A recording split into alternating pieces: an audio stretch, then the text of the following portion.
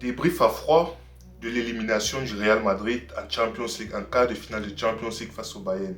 Le Real Madrid qui a donc joué hier, le Real Madrid qui s'est fait éliminer, le Real Madrid qui a perdu à l'aller et au retour. Dans cette vidéo, dans ce retour à froid, je vais parler de trois personnes principales, ou du moins ça sera axé autour de trois personnes. Camavinga, bien évidemment, Kylian Mbappé et Vinicius Junior. Il y a tellement de choses à dire. Je vais commencer d'abord par le plus simple, si je peux dire ça comme ça, le plus simple, Camavinga. Ce que j'ai dit hier ne va pas vraiment changer de ce que je vais dire aujourd'hui. Pourquoi? Parce que Camavinga, ce joueur, comme je l'ai dit tantôt, il est arrivé au Real Madrid. C'était vraiment un espoir. C'était un joueur qui, sur sa première saison, on a vu des trucs. On a dit, ok, il y a une marge de progression. Ce joueur, s'il se concentre, s'il est discipliné, il peut vraiment atteindre des sommets. Mais, force de constater que ça fait quoi? Ça fait quasiment 2 ans déjà que Camavinga, non seulement il stagne, mais non, il régresse.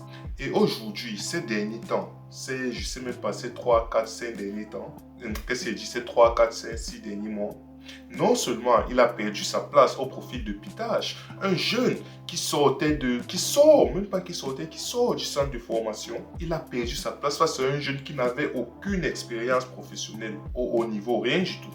Il a perdu sa place face à ce jeune, c'est pour dire le déclin de Camavinga.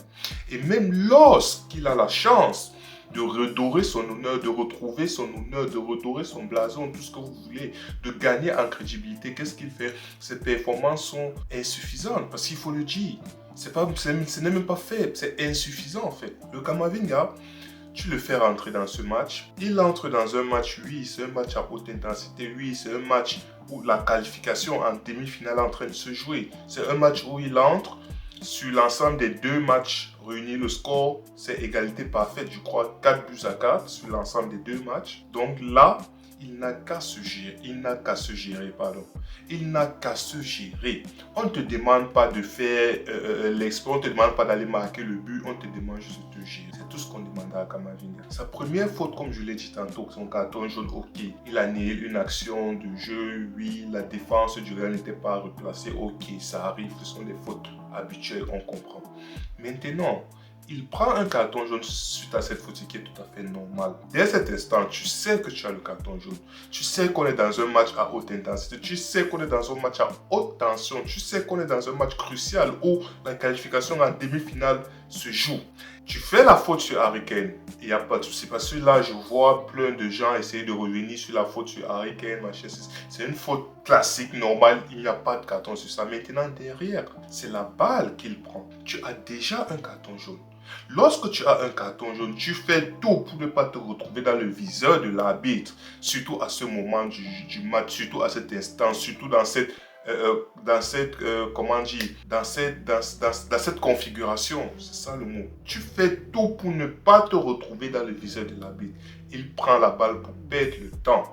Ceux qui critiquent l'arbitre n'aurait pas dû donner le carton jaune. L'arbitre, il a d'abord donné le carton jaune. Il ne savait même pas que Camavinga, il avait donné le carton jaune à Camavinga. L'arbitre, c'est après avoir donné le carton jaune, il tourne le dos, on le siffle, on lui rappelle que non, tu as donné un jaune, du coup, plus le jaune que tu lui as donné, c'est le rouge. Je ne suis même pas à ce niveau-là. L'arbitre, il a fait ce qu'il avait à faire. Il devait donner le carton jaune parce que Camavinga a perdu le temps. Il donne le carton jaune parce que Camavinga a perdu le temps. Maintenant, le problème, ce n'est pas le carton jaune qui donne. Le problème, c'est pourquoi Camavinga a fait cette erreur bête à ce moment-là. Pourquoi il fait ça? C'est-à-dire qu'il a perdu, je ne vais même pas dire la lucidité à cet instant. Je vais dire, même entrant dans le match, il n'était pas lucide. Ça fait des mois qu'il n'est plus lucide. Donc, c'est pour vous dire à quel point ce joueur, je suis désolé, il y a un grand ménage qui doit se faire ce mercato. Si Camavinga part, tentez qu'il parte, au plaisir qu'il parte, parce que ça fait déjà, comme je l'ai dit, ça fait il y a quasiment 1 an, 2 ans qu'il stagne une limite. Donc, si c'est qu'il doit aller dans un autre club où il aura plus de temps de jeu, où il aura moins de pression et qu'il pourra plus se développer, il n'y a pas de souci. Si on peut même le prêter, qu'on le prête, il n'y a pas de souci. Il n'y a pas de souci. Vraiment, il doit changer d'air. Pour le Camavinga, il doit changer d'air.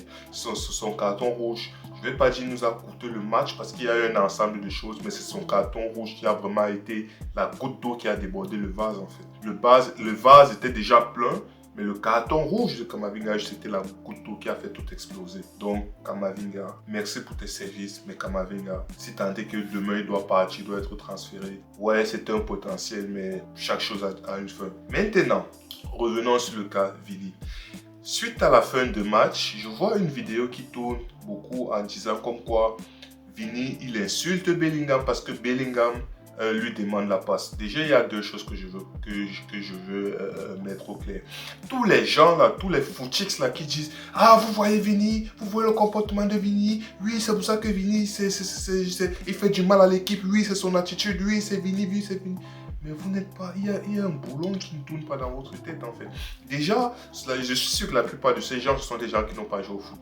Parce que lorsque tu joues au foot, lorsque tu es dans un moment de tension intense, lorsque tu es dans un moment où, pire encore dans ce genre de moment où ta qualification se joue sur quasiment chaque action, tu es tendu, les nerfs sont tendus. Quand tu sais que l'adversaire en face de toi est vraiment plus fort que toi, tu sais que le match est compliqué. À un moment donné, il y a les nerfs, ça s'échauffe parce que tu perds en patience. Ça arrive de temps en temps de crier sur des joueurs parce qu'il ne t'a pas fait la faute, parce qu'il ne t'a pas fait la passe. Ça arrive, que ce soit Vini qui dit à Bellingham, allez, fiche-moi le cas. Ça arrive.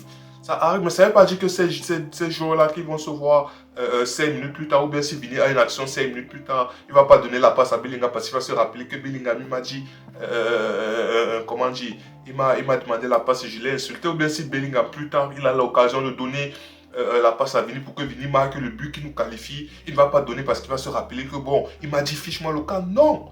Ce sont des trucs qui arrivent dans un match. Ce sont des émotions qui arrivent au cours d'un match. Lorsque tu as joué la balle, lorsque tu as joué le ballon, lorsque tu as joué le ballon dans la vraie vie, il y a des moments comme ça. Nous tous, on a déjà insulté un de nos partenaires. Moi-même, y compris, j'ai déjà insulté un de mes partenaires. J'ai insulté plusieurs de mes partenaires. Parce qu'il y a des moments où j'estimais que j'étais bien placé. Il aurait pu me faire la passe, il n'a pas fait la passe. Je l'ai insulté. Je l'ai insulté.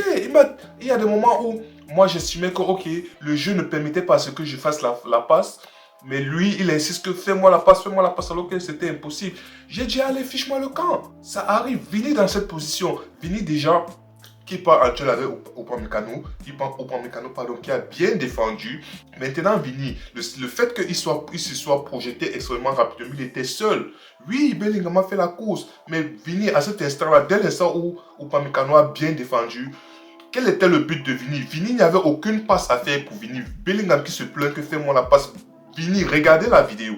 Vini allait faire la passe comment? Il y avait quel angle? Upamecano a fermé l'angle de passe, l'angle de tir, il a tout fermé. Bellingham qui demande la passe, Vini allait faire la passe comment? Ça c'est un. Maintenant de deux, le problème de Vini c'est que ok, je suis monté, je suis seul contre tout. Vini maintenant son seul problème c'était tu sais quoi? Il ne faut pas que je perde la balle. Pour que ça reparte en contre-attaque, il faut que j'essaie de garder la balle. Au pire, j'essaie de prendre soit un corner, soit une touche. De test pour faire en sorte que le bloc du Real puisse monter tous ensemble et comme ça on se crée de nouvelles occasions. C'est ce que Vini a parfaitement fait, c'est ce que Vini a parfaitement réussi. De cette action où il était seul à l'abordage, il était seul contre tous, il a réussi à avoir une touche à notre faveur, pardon. Maintenant, Bellingham qui vient crier derrière, oh, fais-moi la passe, j'aurais dû me faire la passe. Fais la passe comment? Regardez cette vidéo. Dites-moi à quel moment Vini aurait dû faire la passe. Lorsque Vini se lance pour aller transpercer la défense, il est seul. Bellingham n'était pas encore là. Le moment où Bellingham arrive, Upamecano a déjà bien défendu. Vini est déjà presque dos au but. Vini est déjà presque dos au but. Vini, son seul problème là maintenant, c'est de ne pas perdre la balle. Avant de dire fais-moi la passe, c'est de ne pas perdre la balle. Il allait faire la passe comment? Il allait faire. Je ne comprends pas tous ces foutus là qui sont là en train de crier sur ça pour dire oh, vous voyez le comportement de Vinicius, vous voyez. Comme si Vinicius a vu Bellingham, il a refusé de faire la passe. Genre, il y avait une possibilité de faire la passe, il a refusé de faire la passe. Non, il n'a pas fait ce que Mbappé a fait auparavant. Mbappé, il avait une occasion, c'était 2 contre 2. Les deux défenseurs du Bayern étaient sur Mbappé. Vini avait les goals complètement ouverts. Mbappé avait l'angle de passe à tout moment pour faire la passe. Mais Mbappé, il a joué seul, il a joué solo. Il est parti se renfermer, il est parti frapper sur le défenseur alors qu'il décalait juste la passe entre les deux défenseurs. Vini était seul face à Neuer. Ça, on n'en parle pas. Personne n'en parle. On vient seulement parler du fait que oh, Vini n'a pas a dit à Bellingham, allez, fiche-moi le camp parce que Bellingham a dit fais-moi la passe. Alors qu'il n'y avait même pas de solution de passe possible, il n'y avait pas d'angle de passe, il n'y avait rien du tout. Vini était dos au but. Là où Mbappé a eu la balle, Vini était seul face au but. Il était seul, les deux défenseurs étaient sur Mbappé. Et Mbappé avait l'angle de passe. Il n'a pas fait. Est-ce que Vini a insulté? Est-ce que Vini a fait quoi que ce soit? Vini, laisse-moi rester tranquille. Il est resté tranquille. Il est resté tranquille, là, juste arrive. Ok, il est resté tranquille. On ne parle pas de ça. On ne parle pas de ça. Mais on attend seulement. C'est-à-dire que les gens, ils ont tellement la rage de Vini, ils détestent tellement Vini, que tout ce que Vini va faire de bien, ils vont faire comme si ça n'existe pas. Ils vont chercher un truc qui peut créer la polémique pour dire: ah, vous avez vu Vini, vous avez vu ce qu'il a fait, vous avez vu ce qu'il a répondu. Mais les gens, ils ont tellement la mémoire pour te dire: ah, c'est pour ça qu'il pourrit le club, il doit partir, il doit. Mais vous connaissez qui est Vini au Real Madrid? Vous connaissez ce que Vini a fait? Que Vini n'est pas décisif, Vini n'apporte rien, Vini n'élimine pas, Vini. Ça peut arriver. Avant Mbappé, face à Manchester City, qui faisait les différences? C'était pas Vini et Valverde. Mais là, on oublie. On fait comme ça n'a jamais existé, comme si Vini n'a jamais rien fait de bon. En fait, c'est ça qui m'énerve avec les gens. C'est ça qui m'énerve avec les gens. On fait comme si Vini n'a jamais rien fait de bon. On attend c'est-à-dire que chaque fois que Vini fait quelque chose de bien, ils sont là en mode: on ne voit rien, on ne voit rien. Dès que Vini il rate une passe, ou bien il fait un mauvais tir, ou bien il fait un contrôle de travail. Ah, vous avez vu Vini, il a fait un contrôle de travail. Ah, c'est pour ça qu'il doit quitter l'équipe. Ah, c'est pour ça qu'on ne l'aime pas. Ah, c'est pour ça qu'il pourrit l'ambiance. Ah, c'est pour ça que c'est... Mais attendez un peu, à un moment donné, je pense qu'on est des adultes, autant pour moi. On est des adultes. À un moment donné, il faut vous regarder dans la glace, il faut vous demander ce qui ne va pas dans votre vie. Parce que là, c'est abusé. On ne voit pas le fait que Vini, il a donné la passe décisive en bas. On ne voit pas le fait que Vini, il faisait les efforts défensifs. Il y a plein d'actions où on voit le but de Luis Diaz pour le 3-3. Le but de Luis Diaz pour le 3-3. Qu'est-ce qui s'est passé? Mbappé était où? Mbappé, il était spectateur de l'action. Il a décidé qu'il ne fait rien, il ne bouge pas, en sachant qu'on a 10 contre 11. Et c'est devant lui. Ce n'est pas comme si l'action est à l'opposé où il doit faire une course. C'est devant lui. Fait juste les pas nécessaires d'ajustement seulement pour venir fermer l'espace. Mbappé n'a rien fait du tout. Il a regardé, il a assisté, il a dit: allez, débrouillez-vous. Mais personne ne parle. Personne ne dit rien. On vient seulement crier sur Mbappé. Ça, c'est sur Vini. Ça, c'est injuste. C'est extrêmement injuste. On a la mémoire courte. On oublie que les deux Champions League, nos deux derniers Champions League, c'est Vini qui marque en finale. Vini, il marque en finale sur nos deux derniers Champions League. Vini nous donne la Champions League de 2000, je sais même pas, c'était 2022 le truc. 2022, c'est Vini qui marque le seul but en finale. 2024, c'est Vini, il marque encore en finale. Vini est décisif. Vini, huitième de finale face à Manchester City. Vini et Valverde, Vini. Mais aujourd'hui, on veut faire comme si Vini n'a jamais rien apporté de bon. On veut faire comme si depuis que Vini est là, ce sont que les problèmes. Vini, ce n'est que de la merde. Vini, ce n'est que le comportement. Vini, ce n'est que... On oublie tout ce qui... Mais les gens, à un moment donné, soit vous êtes supporter du Real, soit arrêtez de regarder le foot, en fait. Arrêtez de regarder, parce que ce genre de mentalité. Je ne dis pas que Vini, tout ce qu'il a fait est bon. Je ne dis pas ça. Il y a des moments où il ne sait pas gérer. Ça arrive. Mais prendre certains moments. Donc, c'est-à-dire, vous choisissez les moments qui vous arrangent pour venir faire comme si Vini, c'est une merde. Comme si Vini n'a jamais apporté. Comme si Vini, il n'a rien fait de bon cette saison. Ça a abusé. Maintenant, je reviens sur le camp. Force de constater que depuis que Mbappé est là, 2 saisons de Mbappé, 2 saisons blanches. Le Real, on dit quoi? Le Real n'a fait que 5 saisons blanches dans toute son histoire. Mbappé, ça fait 2 ans qu'il est là, ça fait 2 saisons blanches. On ne gagne rien, on ne gagne rien du tout. Oui, vous allez me dire, peut-être quand il est arrivé, la fois où il est arrivé en 2025, qu'on a gagné la Champions League 2024, la Super Coupe d'Euro contre l'Atalanta, vainqueur de Champions League contre vainqueur de Ligue Europa. Oui, on a gagné. D'accord. En dehors de ce vrai titre là, où il y a une compétition où on joue, vous commencez jusqu'à arriver demi-finale, finale, quart de finale, tout ça. Depuis que Mbappé est là, force de constater qu'on a rien gagné, rien du tout. Ça, c'est un fait. Maintenant, je ne vais pas tout mettre sur Mbappé. Je ne vais pas dire que c'est essentiellement la faute de Mbappé. Il a sa part de responsabilité. Mbappé, par exemple, dans ce match, Mbappé, il a fait un bon match, il n'a pas fait un grand match. Il a fait un bon match, il n'a pas fait un grand match. Il y a plein d'occasions où Mbappé nous a montré à quel point il est égoïste. Je suis désolé, il faut le dire aussi. Mbappé a fait plein de bonnes choses, mais Mbappé, il y a des moments où il a dérangé. Il nous a montré à quel point il est égoïste. Il nous a montré à quel point il a la balle. Je crois que c'était en première mi-temps, si je ne me trompe pas. Il a la balle au milieu de terrain. Il voit Vini à gauche. Il est tourné vers Vini à gauche. Il voit que Vini peut faire son 1 contre 1 et faire avancer le bloc. Il le voit, il a le chemin de passe. Il a tout est clair, net et précis. il se retourne. Il part dans l'autre sens où c'est bloqué pour faire une passe en retrait à Valverde. Et ça, c'est pas la première fois que Mbappé fait ça. Deuxième mi-temps. Action à peu près similaire, l'action du 2 contre 2 dont j'ai parlé tout à l'heure. Mbappé a la balle, on est en train de partir à 2 contre 2, c'est Mbappé et Vini contre, je crois, Upamecano et Jonathan Tah, si je ne me trompe pas. Les deux défenseurs du Bayern sont focalisés sur Mbappé. Mbappé est en train de partir à percussion, Vini est en train de partir à percussion à sa gauche. Les deux défenseurs sont concentrés sur Mbappé. Mbappé a l'angle de passe entre les deux défenseurs. À tout moment, il peut faire la passe à Vini. Il glisse juste la balle entre les deux défenseurs. Vini se retrouve en 1 contre 1 face à Neuer. Mbappé ne l'a pas fait. Une fois de plus, Mbappé, il préfère s'excentrer côté droit et frapper sur les défenseurs. À un moment donné, il y a des vérités, il faut le dire. Problème d'ego, problème de lumière, problème de c'est moi qui dois faire gagner l'équipe, la lumière doit passer par moi, tout ça. À un moment donné, quand c'est trop, il faut le dire, c'est trop. Mbappé a marqué son but, Mbappé a eu des occasions. Oui, Mbappé a fait un débordement à gauche, il a centré pour Vini, Vini a malheureusement raté, ça arrive. Tout comme je crois, côté droit, il y a eu un même centre côté droit pour Mbappé qui était aussi à l'axe devant le gardien, devant Neuer. Il a aussi raté. Bien avant le raté de Vini, Mbappé a raté également. Mais ça, on n'en parle pas. Et comme je l'ai dit, Mbappé, il a sa part de responsabilité. Depuis que Mbappé est arrivé, autant pour moi, oui, on a 2 saisons blanches. Factuellement, sur le papier, tu vas regarder Mbappé, arrivé de Mbappé, le Real ne gagne plus rien. Avant Mbappé, le Real gagnait tout. Mais à un moment donné, c'est pas aussi simple que ça. Le football n'est pas aussi simple que ça. Il y a plein de défaillances, il y a plein de problèmes. On a besoin des milieux de terrain. On a besoin des défenseurs. Limite, on a besoin des latéraux. On a besoin d'un avant-centre, un neuf. Voilà au moins 4 problèmes que je viens de citer. Ça, ce n'est pas Mbappé. Le fait que notre défense soit nulle, parce qu'on a les joueurs tout le temps blessés, c'est rare qu'on aligne la même charnière défensive, ou du moins les mêmes 4 défenseurs sur 3, 4, 5, 6 matchs, 7 matchs, impossible, 7 matchs de suite. Impossible.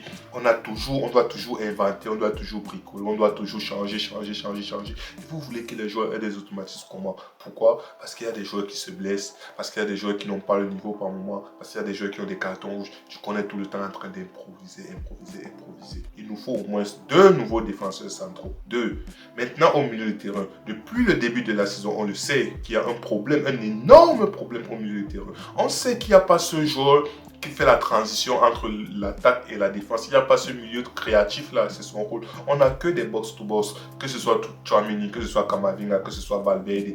Güler, il essaye de faire l'affaire, mais Güler, normalement, dans un Real qui va bien, Güler, non seulement il est remplaçant, et même lorsqu'il joue, limite il est en 10. Ces trucs-là, quand on le fait descendre pour défendre, il se retrouve au milieu de terrain à 4 pour aller défendre, courir, faire les courses. C'est pas Güler. Il joue contre nature.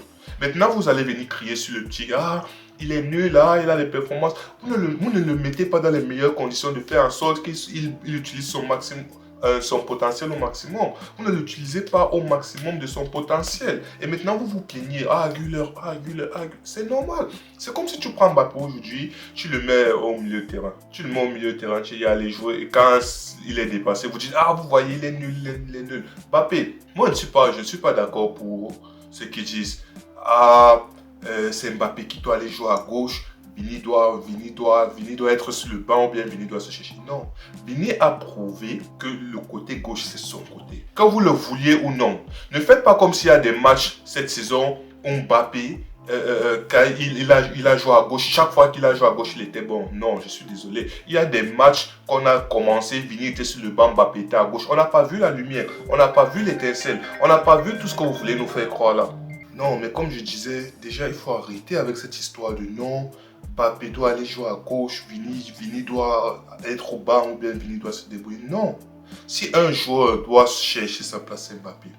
Mbappé, il veut jouer titulaire, il joue à droite. Lors des 2-3 derniers matchs, j'ai bien aimé le fait qu'il part de la droite, il commence pas à jouer à droite, il fait ses actions de la droite. Oui, c'est ce qu'il faut en fait. Il part de la droite, qu'il reste sur le côté droit, on nous met un vrai avant-centre. En fait, c'est ça. Ces histoires de non, Mbappé est meilleur à gauche que Vinicius, je suis désolé. Ok, Sur quelques actions, ok, de temps en temps, ça va arriver, il va faire des fulgurances et tout. Mais sur le cours d'un match en entier, la dernière fois que j'ai vu Mbappé, sur un match, du début jusqu'à la fin, déranger les joueurs côté gauche, côté gauche, côté gauche, tout le temps, tout le temps, tout le temps, où on sait que sur la feuille de match, c'est lui qui commence sur le côté gauche, les défenseurs l'attendent sur le côté gauche et tout, il a fait un truc exceptionnel. Non. C'est un grand joueur, oui, avant il jouait sur le côté gauche, oui, il a des fulgurances, ça reste un bon dribbleur, il a toujours ses capacités, il a toujours sa vitesse, il peut déborder par la vitesse, par la puissance, il n'y a pas de souci. Mais jouer régulièrement à gauche, ce que Vinicius apporte, je suis désolé, Vinicius, c'est vrai, actuellement il a baissé de régime et tout, mais Vinicius, ce qu'il peut apporter sur le côté gauche, que ce soit ses débordements, sa qualité de centre, tout ça, son explosivité, tout ça. Donc Mbappé, il est beaucoup plus percutant actuellement. Il est beaucoup plus pertinent à droite. Ou alors, s'il joue à l'axe, c'est qu'il reste vraiment ordonné. Il reste à l'axe. Mais s'il reste vraiment à l'axe, il nous faut un milieu de terrain capable de donner les passes qu'il faut. Il nous faut un milieu de terrain à la, je vais dire Szoboszlai, à la Florian Wirtz, à la Lamine Yamal, si vous voulez le mettre au milieu de terrain. Ou bien vous prenez un Pedri, vous le mettez, vous savez que dès qu'il voit l'appel, il donne. Lorsqu'il voit l'appel, pardon, il donne. Il n'est pas là en train de vouloir porter les joueurs avec la vision de jeu limitée. Ou bien tu prends un Arda Güler, tu le mets, mais tu ne le mets pas dans les bonnes configurations. Il doit aller faire le travail défensif, il doit aller courir en défense comme s'il était un 6. Non, non. On doit faire un mercato plein. On doit acheter des milieux, des défenseurs, un attaquant. Il le faut. C'est pour ça que je dis Mbappé, il a sa part de responsabilité. Mbappé, il y a des moments où il s'oublie, il veut faire le hero ball, il veut que la victoire passe par lui. Il y a des moments où ça arrive. Tout comme il y a des moments où il fait les choses, puis il y a des moments où il fait les appels sous le centre d'Alexander Arnold. Il a fait un appel contre-appel, un appel dans le dos du défenseur. Soit les appels, soit les déplacements d'avant-centre. Il y a des moments où sur le côté gauche, d'accord. De toute façon, notre équipe, c'est une équipe mixte, c'est une équipe, les positions, c'est une équipe fluide, les positions, ça change, ce sont des professionnels. Il y a des moments où Mbappé, il a fait des bonnes actions sur le côté gauche, là, et moi, il a fait des bonnes actions sur le côté droit, et je ne dis pas le contraire. Mais à un moment donné, il faut que tout le monde soit discipliné, il faut que tout le monde connaisse son rôle, il faut que tout le monde respecte son rôle, respecte sa position. En fait, c'est ça le truc. Donc, Mbappé, il a une partie, il fait partie du problème, mais ce n'est pas tout le problème. C'est réducteur de dire aujourd'hui que tout c'est la faute de Mbappé. Non, parce que oui, lorsqu'on gagnait avant Mbappé, on avait un milieu de terrain solide, on avait de la référence au milieu de terrain, on avait des Kroos, des Modric au milieu de terrain, on avait des défenses, oui. Même lorsqu'il ne se gérait pas, comme on dit, à un moment donné, on dit le football c'est le milieu de terrain. Lorsque ton milieu de terrain c'est zéro, ton équipe c'est zéro. Parce qu'il n'y a pas, c'est le milieu de terrain qui fait cette transaction, qui fait ce lien-là, cette connexion entre la défense et l'attaque. Vous voyez, même lors de nos dernières années de gloire, nos dernières années glorieuses, on a connu des défenses où il y avait Carvajal, où Carvajal jouait en défense centrale. Mais on s'en sortait. Pourquoi? Parce qu'on avait un milieu de terrain solide. On avait un Kroos qui savait exactement ce qu'il devait faire au milieu de terrain. On avait un Modric qui savait exactement ce qu'il devait faire au milieu de terrain. On avait un Tchouaméni, on avait un Casemiro, on avait un 6 qui savait exactement ce qu'il devait faire. On avait un attaquant, Rosselló, qui savait exactement ce qu'il devait faire quand il jouait. On avait un Bellingham, Rodrigo, Vinicius qui avait exactement compris le rôle. C'est ça le problème. C'est qu'aujourd'hui, on a des joueurs, l'ego est tellement monté, il n'y a plus de cette figure charismatique dans le vestiaire pour encadrer ces égos, pour catalyser ces égos. Il n'y a plus. Du coup, ça part en roue libre. Chacun fait ce qu'il veut. Tout le monde est le cowboy, tout le monde est le chef, tout le monde est le patron. Ça ne peut pas fonctionner. Ça ne peut pas fonctionner comme ça. On ne peut pas avoir une équipe où il n'y a que des patrons. C'est pas possible. C'est pas possible. On ne peut pas tous être capitaines dans un même bateau. Il faut à un moment donné que certains joueurs ils prennent sur eux de baisser l'ego. Ils prennent sur eux de rentrer dans le moule. Tout ne va pas toujours se passer comme ils veulent, comme ils le souhaitent. Ils doivent comprendre ça, ils doivent accepter ça. Et c'est ça, cette équipe. Déjà, il nous faut une figure vraiment charismatique dans le vestiaire. Ça, c'est de 1. Et il nous faut un mercato, il nous faut des nouvelles venues, il nous faut des recrues. C'est ça le problème du Real. C'est ça l'énorme problème du Real. C'est le manque de figures charismatiques pour catalyser ces différents égos, pour remettre chacun à sa place, pour que la discipline, que le vestiaire du Real retrouve cette discipline-là. Il nous faut ça et il nous faut des recrues. Il nous faut un attaquant de pointe. Il nous faut au moins 2-3 milieux de terrain. Il nous faut au moins 2-3 défenseurs. Que ce soit les latéraux, les défenseurs centraux, il nous faut des gars. Et le Lunin, je ne voulais pas en parler parce que j'ai cité les 3 points du début, mais le Lunin, à un moment donné, Je ne dis pas qu'il est faible, il n'est pas faible. Il nous a montré, il y a des saisons passées, saisons d'avant et tout, qu'il c'est vraiment un gardien extrêmement fort. Même cette saison, début de saison, les quelques rares matchs qu'il jouait, il nous a montré que c'est un gardien. On le sait déjà. Mais actuellement, il traverse une phase où c'est compliqué. Il traverse une phase où à chaque tir de loin, tu as l'impression que c'est le but en fait. À chaque tir de loin, tu as l'impression que c'est le but. C'est-à-dire que l'adversaire, s'il est un peu concentré, il n'a même plus besoin d'entrer dans la surface. Il tire seulement pour montrer à quel point Lounine est fébrile actuellement. Je ne sais pas ce qui se passe. Mais actuellement, il traverse une mauvaise passe. Ça ne veut pas dire que c'est un mauvais gardien. Ça ne veut pas dire qu'il ne mérite pas d'être au Real. Ça ne veut pas dire qu'il ne mérite pas d'être numéro 2 au Real. Non, pas du tout. Il mérite. Il mérite absolument tout. C'est ce qu'actuellement, il traverse une phase compliquée. Et cette phase compliquée arrive vraiment au mauvais moment. Un moment où on avait des échéances extrêmement importantes. Et c'est à ce moment que sa phase compliquée arrive. Donc, du coup, il est un peu plus exposé. Donc, bref. Camavinga, résumé, Camavinga, il doit partir. Je suis désolé, il doit partir. Après, même si vous ne voulez pas, après, il retrouve un peu des couleurs, il retrouve de la bonne humeur, il retrouve la joie de jouer au football. Parce qu'actuellement, là, au Real Madrid, je suis désolé. C'est compliqué pour lui, c'est compliqué. Donc, qu'il parte après. Si c'est qu'on ne veut pas le lâcher, qu'on mise toujours sur lui, qu'il parte après, il n'y a pas de souci. En plus de Camavinga, Mbappé, on doit trouver une position à Mbappé. On doit trouver, si c'est à droite là que vraiment on estime que le succès du Real Madrid doit passer avec un Mbappé à droite. Que Mbappé il parte à droite, on nous met un attaquant. Et maintenant le mercato, recrutez les gars. Recruter, on a besoin de saison blanche, 2 saisons blanches, c'est trop. C'est vrai, on a le maillot blanc, c'est vrai, on est la maison blanche, mais faire des saisons blanches, on ne connaît pas. C'est trop, c'est trop. On dit dans toute notre histoire 5 fois, et dans ces 5 fois, 2 fois sur les 2 dernières années, c'est trop.